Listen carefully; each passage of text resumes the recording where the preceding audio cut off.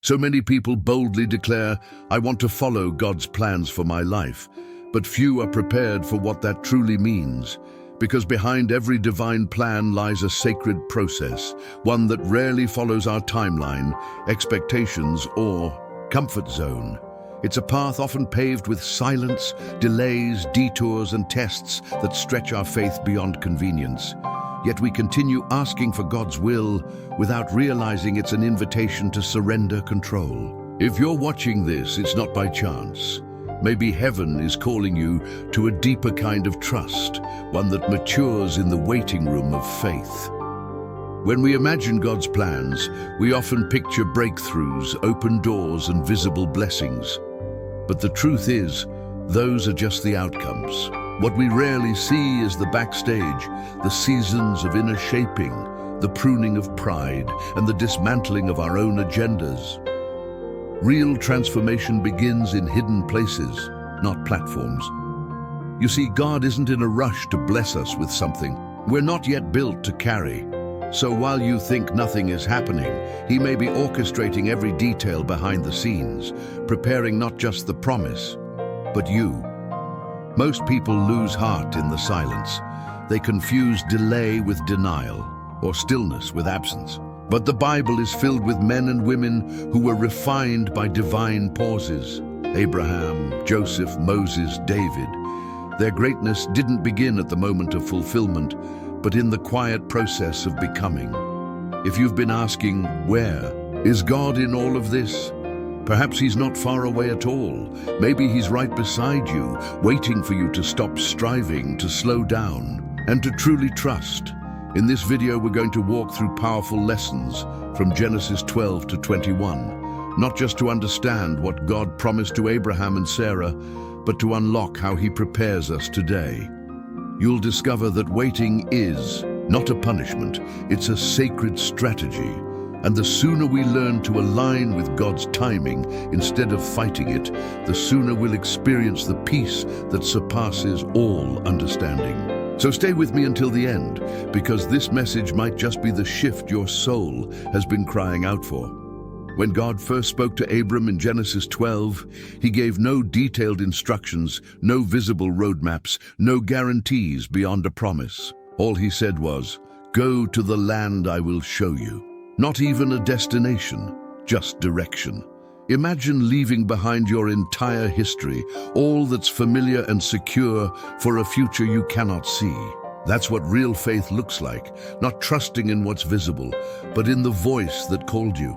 Abram stepped into the unknown not because he saw the whole picture, but because he trusted the painter. God's invitation wasn't simply about geography, it was about identity.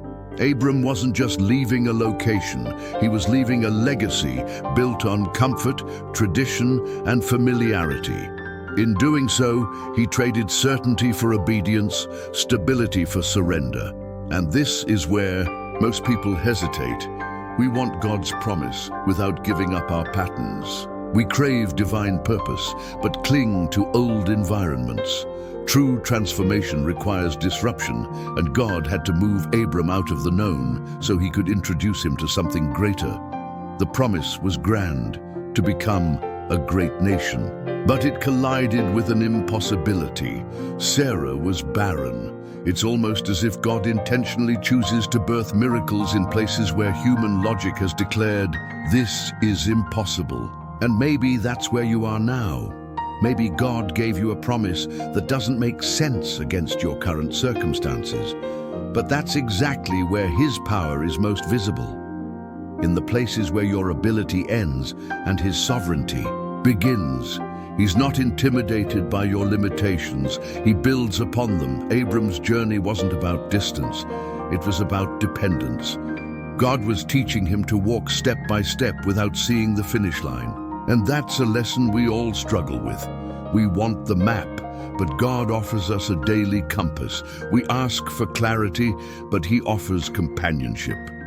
Faith isn't always about understanding. Sometimes it's about holding God's hand when you don't understand at all. And that's the kind of faith that gets heaven's attention. Not loud public declarations, but quiet, stubborn trust in the dark. So if you feel like you've stepped into something uncertain, something uncomfortable, you're in good company. Abram walked before he knew where, trusted before he knew how, and believed before he ever saw the outcome. And maybe you're in that exact chapter of your story. The waiting, the silence, the discomfort. It's not a detour. It's divine training. God isn't just trying to get you to the promise. He's making you into the person who can sustain it. Before he fulfills the external, he refines the internal. And that is the beginning of everything. Waiting is one of the hardest spiritual disciplines because it confronts our need for control and exposes our impatience. When God promised Abram a great nation, there was no mention of a 25-year delay. No one told him that decade after decade would pass without a single visible sign of progress. Faith gets tested not in the first step of obedience, but in the long, quiet middle, the space between promise and fulfillment. And in that space, doubts grow louder, silence feels heavier, and impatience starts whispering, "Do something." That's exactly what happened with Sarah. After years of barrenness, she decided to take control and offered her servant Hagar to Abram. On paper, it might have seemed like a reasonable solution. After all, God had promised a son. Maybe this was how it would happen, but spiritual shortcuts always come with hidden costs. Hagar conceived, tension exploded, and what seemed like a solution became a lifelong complication. Many of us do the same.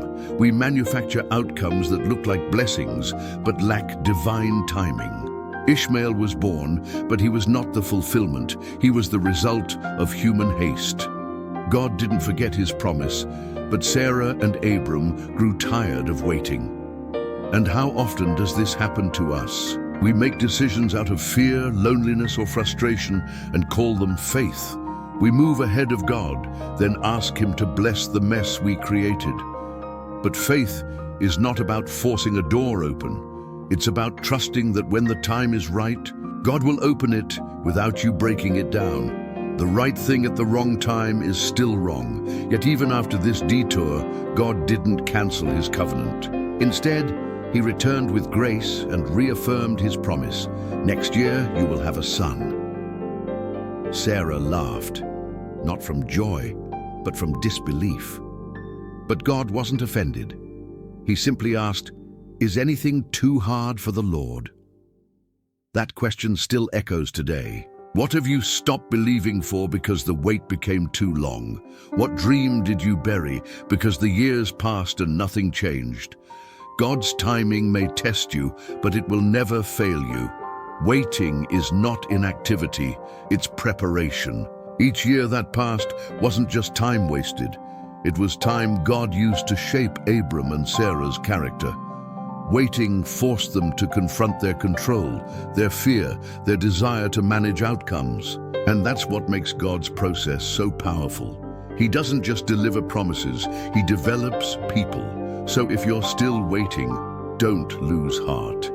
God hasn't forgotten you. Maybe he's just making sure you're ready not only to receive the promise, but to live in it with wisdom, humility, and lasting peace. Delays are not denials, but they often feel like it. When Sarah suggested that Abram sleep with Hagar, it wasn't because she doubted God's existence, it was because she misunderstood his timing.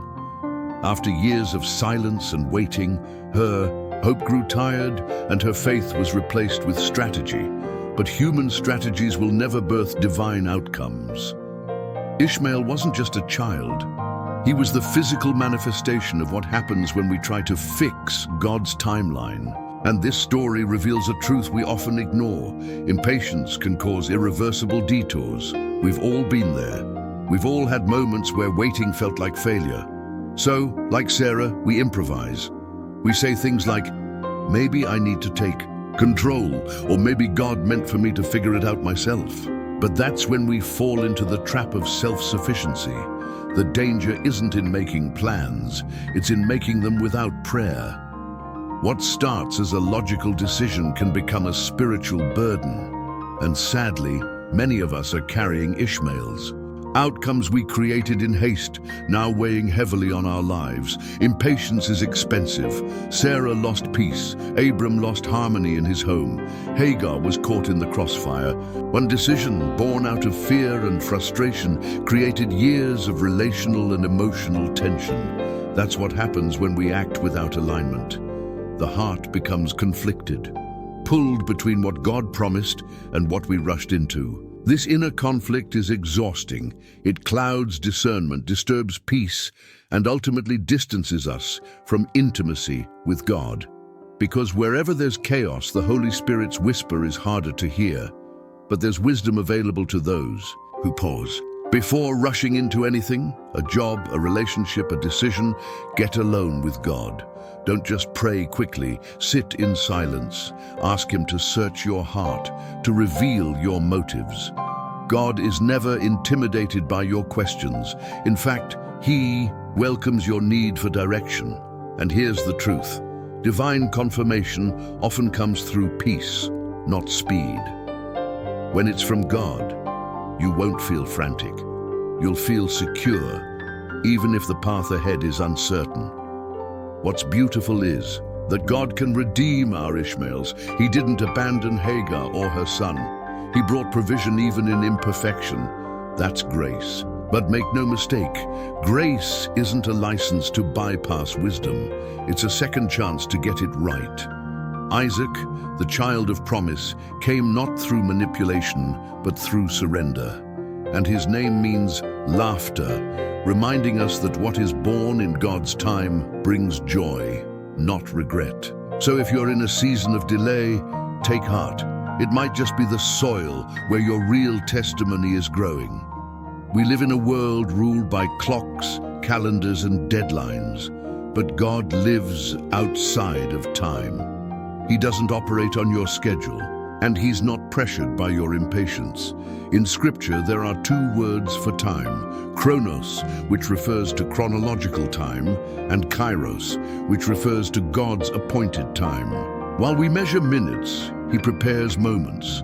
And when we confuse the two, we either run ahead of Him or lag behind, both of which steal our peace. Because real peace isn't found in speed. It's found in spiritual alignment. Cultural urgency has taught us that fast equals successful. We're bombarded with messages like, act now, don't wait, you're already behind. But God never panics. He's not threatened by delay because He knows what you don't. The job you didn't get, protection. The relationship that didn't work out, redirection. The dream that's taking too long, refinement. When God says wait, it's never without purpose. It's preparation. He delays not to deny, but to develop. And when you truly trust His timing, the anxiety begins to fade. Take Abraham's story. Decades passed before Isaac was born, not because God forgot, but because God was working. He was pruning Abraham's pride, reshaping Sarah's faith, and laying the foundation for a lineage that would lead to Jesus Himself. If God had answered sooner, they may have settled for something smaller. But when the answer finally came, it carried the weight of divine orchestration. That's what makes God's timing miraculous, not just the result, but the wisdom and beauty woven into every delay. Many people misinterpret closed doors as rejection when they're actually divine protection. Think about it. How many times have you begged God for something only to thank Him later for not giving it? That's because He sees what you can't. He hears the conversations you weren't in. He reads hearts you can't discern. And in His mercy, He says, not yet. Not to punish you, but to preserve you. That's why trusting God means releasing your timeline. He knows not just where you're going, but when you're truly ready to arrive. So if you're feeling stuck, delayed, or overlooked, remember this. God's no might actually be a not now. The waiting is not wasted. It's where He builds character, trains discernment, and purifies motives. And when the door finally opens, you'll walk through it with the strength to stay, the wisdom to lead, and the faith to glorify Him. His timing isn't random. It's refined. It's not slow. It's strategic. And if you learn to walk in step with Him, you won't just reach your destination. You'll be transformed by the journey. In the heat of an ordinary day, Abraham received unexpected visitors.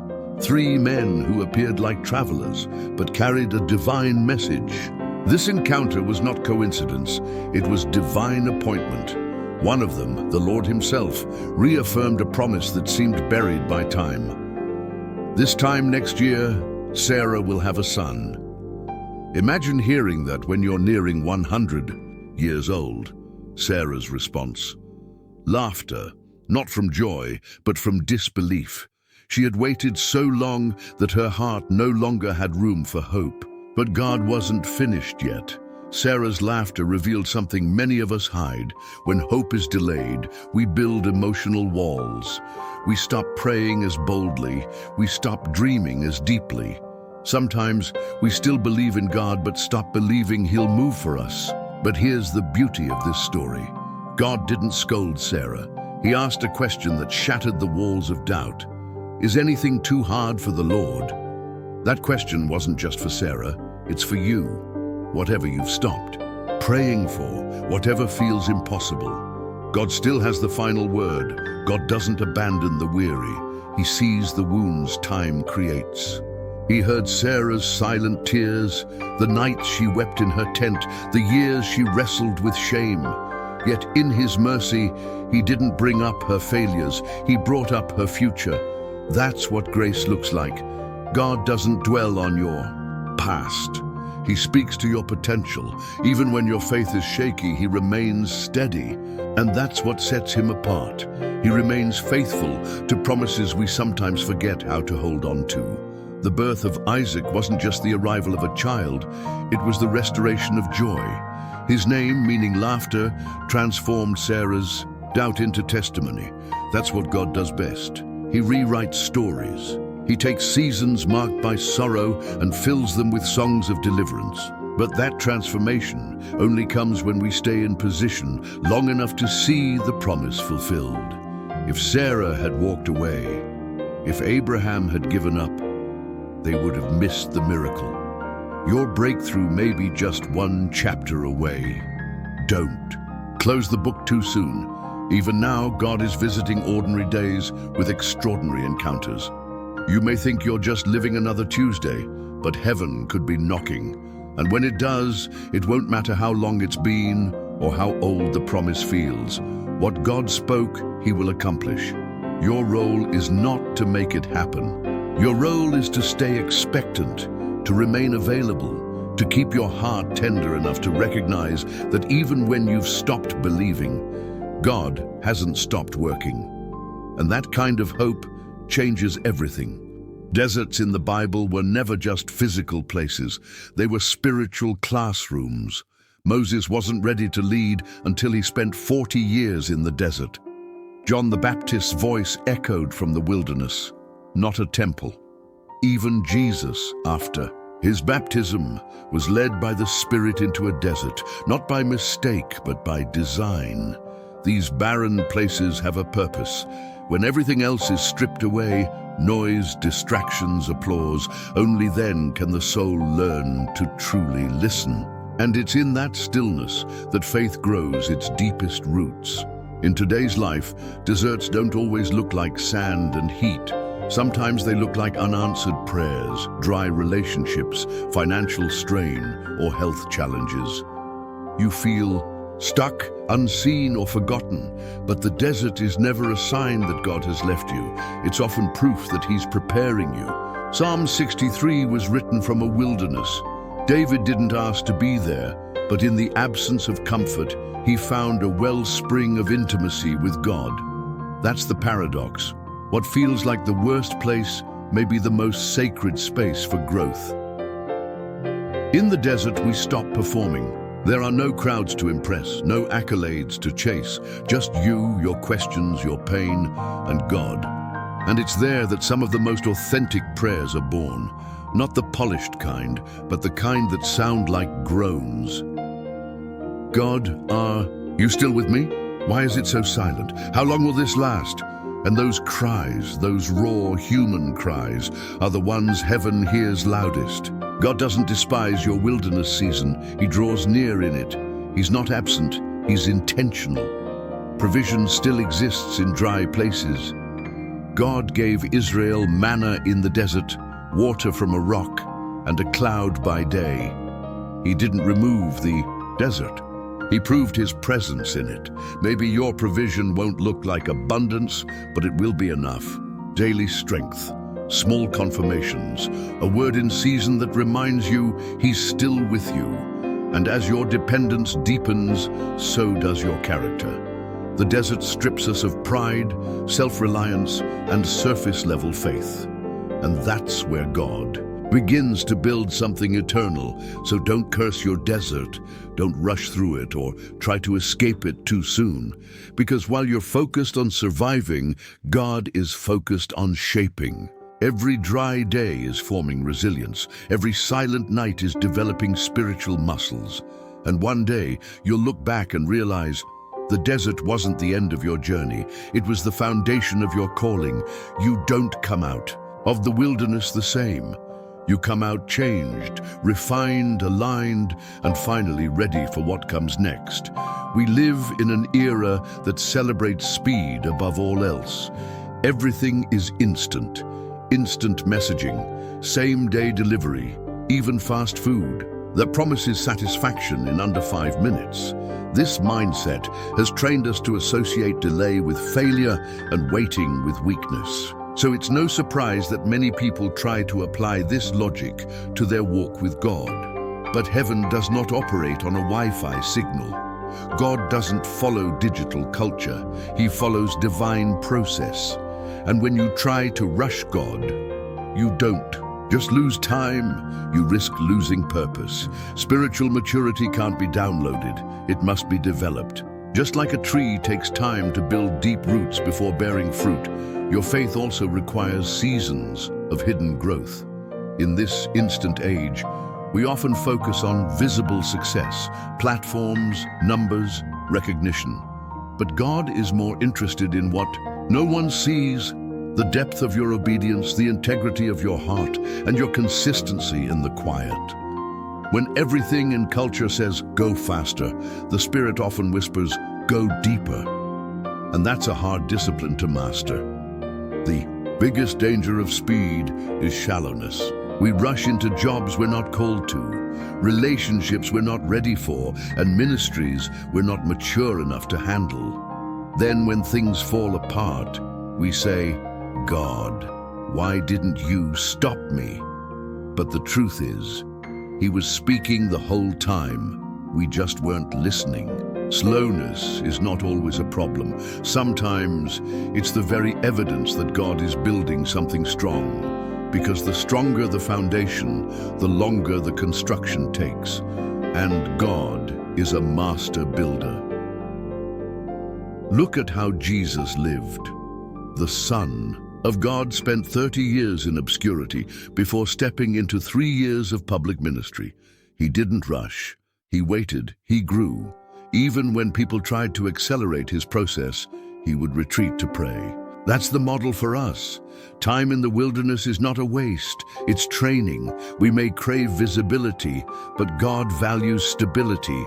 We want platforms, but He builds altars. We want to be seen, but He wants us to be secure. So don't mistake hiddenness for insignificance. It may be God's protection.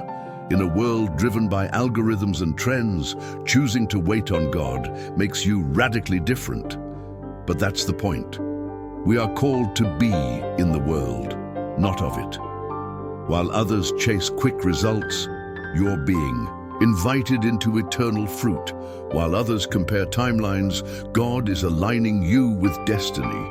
So yes, you may feel behind by cultural standards, but by heaven's standard, you're right on time. Trust the slow work of God, because when He moves, it's not for applause, it's for transformation that can stand the test of time. Waiting on God is not passive, It's the most active form of trust you can live. It's choosing every day not to create your own shortcuts, not to manufacture solutions, and not to force what hasn't yet been released. It's resisting the urge to give birth to Ishmaels when the Isaac God promised is still in development. And yes, that's hard, because real faith isn't about doing more, it's about surrendering more. When you wait with intentionality, with prayer and with expectation, you're telling God, I believe your timing is better than mine. Discernment becomes essential in this process. You'll face choices that look good but aren't God. Opportunities will arise that promise fast results but require compromising your peace. So before you say yes to anything, ask, is this coming from prayer or pressure? God's will may challenge your comfort, but it will never confuse your spirit. It will come with clarity, confirmation, and supernatural peace. And sometimes the wisest thing you can do isn't act. It's pause, observe, and seek Him deeply before deciding. God often calls the unqualified and qualifies them through the wait. Think of Joshua, stepping into Moses' shoes without a detailed blueprint. All he had was a word, I will be with you. And that was enough. You may feel underprepared for the vision God has placed in your heart. But remember, He doesn't choose based on credentials. He chooses based on surrender. When you align your heart with His timing, doors open that no man can shut. And when it's His will, you don't have to strive, you just have to walk in step. From Genesis to Revelation, we see a repeated truth. Divine timing is not random. Abraham waited, Joseph waited, David waited, Jesus waited. Each delay was not wasted, it was preparation. What seemed like silence was strategic. What felt like delay was development. So if you feel behind, disoriented, or overlooked, remember, God may be investing more in you because He's trusting you with more. Some breakthroughs require more internal foundation, and that takes time. That's not punishment, it's honor. Jesus is the ultimate fulfillment of divine timing. The promised Messiah didn't arrive immediately after the fall. He came generations later, exactly when the world needed Him most. And if God was faithful with the greatest promise in history, the cross, the resurrection, our salvation, He will be faithful with yours. He hasn't forgotten you. He's forming you. So instead of asking, when, Lord? Ask, what are you forming in me right now? That shift will change everything, because in the kingdom, timing and transformation walk hand in hand. Conclusion. So now let me ask you honestly, how many times have you tried to rush something that God was still preparing? How often have you prayed for His will, but secretly hoped it would look just like your plan? The truth is, waiting is not easy. It challenges our pride, confronts our fear, and reveals our real level of trust. But here's what you must never forget. Every delay in God's hands is filled with purpose. You are not being overlooked. You are being refined, shaped, and strengthened for something far greater than you can see. Maybe you've been frustrated, thinking, if it hasn't happened yet, maybe it never will. But what if the delay was never about withholding the promise, but about preparing you to sustain it? What if your waiting season is the training ground for the most powerful chapter of your life? Don't rush to get to the next page. Ask God what He still wants to write in this one. Because the quality of your next season depends on how deeply you grow in this one. Don't despise it. Don't fear it. Embrace it. Now pause for a moment and ask yourself, what has God been trying to teach me while I was focused on the outcome? Maybe it's patience, maybe it's surrender, maybe it's the ability to rest even when nothing around you makes sense. You see, faith is not proven when everything goes right. It's proven when everything seems uncertain, and yet you still choose to trust. So let this be the moment you stop striving and start surrendering. The promise is real, the timing is holy, and the transformation, it's already begun. If this message spoke to your heart, I'd love to hear from you. Leave a comment below, sharing which part hit you the hardest. because your story may be exactly what someone else needs to keep trusting.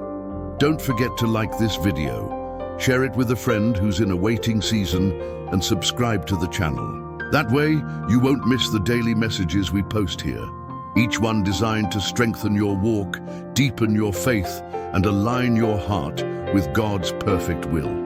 See you tomorrow for another word that builds your spirit. God bless you.